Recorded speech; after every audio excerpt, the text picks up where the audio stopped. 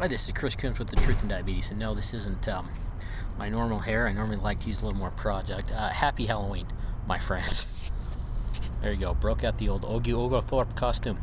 Anyway, want to wish you happy Halloween and share just a couple of diabetes and Halloween related tips for Halloween 2011. So I was beyond the trick-or-treating years when I found out I was diabetic, but I think, that one could be pretty tough with having kids and diabetes. I thought that's what I want to post on today. So just a few tips that I found out there that I wanted to share with you briefly.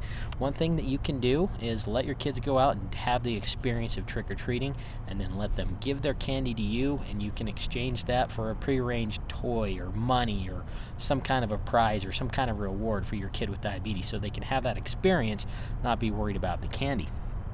Another thing that you can do is if they get a whole bunch of candy, take that candy and donate it to a children's hospital, Boys and Girls Club, after-school program, something along those lines, so they can feel good about doing something with that candy versus maybe just throwing it away. Another thing, go ahead.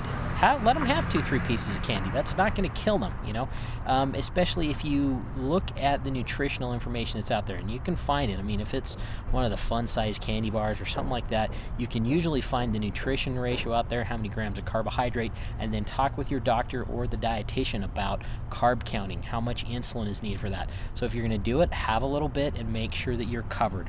The last thing that a tip I've heard of parents doing is if you were in a controlled environment, let's say like a trunk or treat or something like that, you can give parents sugar-free candy for your kids that they know, Johnny comes by, Johnny has diabetes, here's this thing. I don't know, that may or may not work for you. One size certainly doesn't fit all, but most importantly, make it about the experience. That's why some of those tips I think are great. Let them have the experience of going out, going trick-or-treating, and then you've got some options as far as what to do with the candy.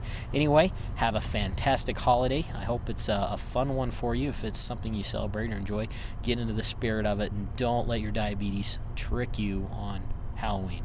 All right, my friends, have a good one. Disease or destiny, it's your choice.